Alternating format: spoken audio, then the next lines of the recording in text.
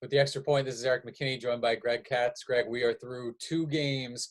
Give me your most pleasant surprise so far for USC. Well, my pleasant surprise is probably not what 98% of the people are going to say their pleasant surprises, but I have been harping and harping this season, last season, basically since the arrival of Graham Harrell. Would you please run a draw play, delay draw, sprint draw, screen pass, something? And what did we see the last game against Arizona? We actually saw a delayed draw, slow in forming, but when that handoff was given, it was take her home, baby.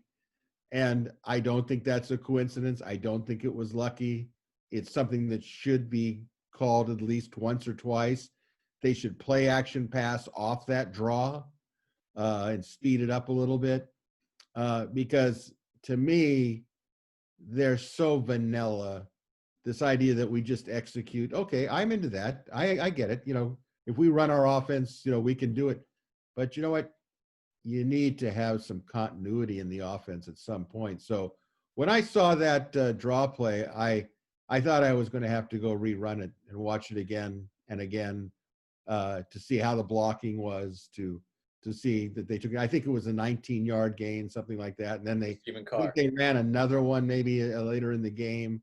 But it's a long time coming. It shouldn't be like, well, we'll do this once and that's it. So that's been my happiness. Yeah, mine comes on the other side of the ball, and it's going to be maybe end up being a couple names, but true freshman Tuli Tuipulotu has been, I think, really good through 2 games. And this was a guy where he didn't make a lot of noise during the recruiting process, wasn't kind of doing a lot of interviews, but he was highly thought of, and people thought that he would be a good player. But for him to come in and jump in really at an area of absolute need, when you talk about losing Jay Tufele up front, and then against Arizona where Caleb Tremblay is not available because of injury, and Brandon Peely has not been available this year yet because of injury too. The play that you've gotten from him is absolutely necessary when you look at kind of who's available. And I think that trickles over a little bit into what you're getting from Nick Figueroa too, up there on the defensive line. And then Marlon Tuipulotu, it's not a surprise that he's playing well, but Clay Helton, I think, said it right. He's playing out of his mind right now. I mean, he is playing at such a high level, but I think, again, from that gap between maybe what you expected the first 2 games to what you've gotten, I don't know if there's a bigger gap for anyone on the team than for Tuli Tuipulotu and kind of what he's done. And I think immediately now this year, you start looking at, down the rest of the season, then into a sophomore year and junior year at what could be.